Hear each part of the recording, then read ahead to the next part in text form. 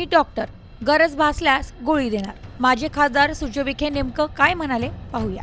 शिक्षकांची कामे कोण करतात हे लक्षात ठेवा, अन्यथा 5 वर्षांनी शिक्षक हे विसरून जातील. मी स्वतः डॉक्टर असल्याने गरज भासल्यास गोळी देखील देतो, मात्र आम्ही केलेले काम लक्षात ठेवा. अधिकाऱ्यांनी जाताना चांगले काम करावे म्हणजे लक्षात राहते, असा सल्ला देत शिक्षकांच्या हजेरीबाबतच्या QR कोडचा विषयावर लवकर शालेय शिक्षण मंत्री यांच्यासोबत बैठक लावण्याचे आश्वासन भाजपचे माजी खासदार डॉक्टर सुजय विखे पाटील यांनी दिले. रविवारी नगरमध्ये आयोजित शिक्षक संघाच्या त्रैवार्षिक अधिवेशनात ते बोलत होते. यावेळी शिक्षक संघाचे राज्याचे नेते संभाजीराव थोरात, बाळासाहेब मारणे, डॉक्टर संजय कळमकर, राज्य शिक्षण संघाचे उपनेते रावसाहेब रोहकले, आबासाहेब जगताप, शिक्षक बँकेचे चेअरमन बाळासाहेब सरोदे, संजय शेळके, भास्कर नरसाळे, कैलास दहातोंडे, रावसाहेब शिंदे, कैलास चिंदे, सुरेश निवडुंगे, राजू साळवे यांच्यासह जिल्हा शिक्षक संघाचे पदाधिकारी व शिक्षक सभासद उपस्थित होते. अधिवेशन दरम्यान मार्गदर्शन करताना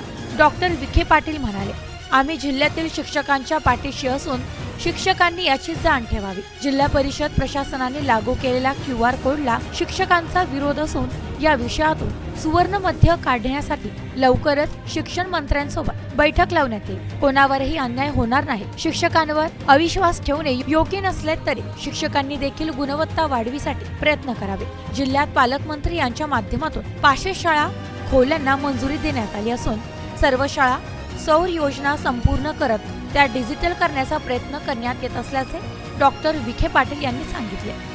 पारनेरचे आमदार काशीनाथ दाते यांनी शिक्षकांना सबुरीचा सल्ला देत ध्येयावर श्रद्धा ठेवावी.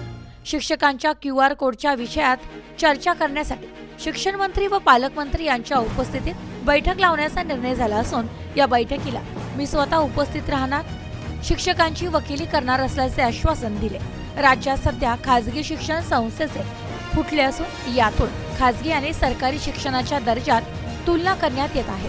QR कोडबाबत शिक्षकांच्या मागण्या रास्त असून कदाचित जिल्हा परिषदेत निवडणुका होऊन पदाधिकारी असते तर ही वेळ आलीच नसती. पदाधिकाऱ्यांशिवाय जिल्हा परिषदेत अधिकाऱ्यांवर अंकुश नसल्याचे आमदार दाते यावेळी म्हणाले. जिल्हा परिषदेतील प्रशासकीय राज्यामध्ये अन्यायकारक निर्णय थांबवण्यासाठी प्रयत्न करणार असल्याची ग्वाही देत राज्यात नगर जिल्हा गुणवत्तेत अव्वल असून त्यात पारनेर तालुका नंबर 1 असल्याचा विश्वास व्यक्त केलाय. Bureau report, news today 24, Ahilyanagar.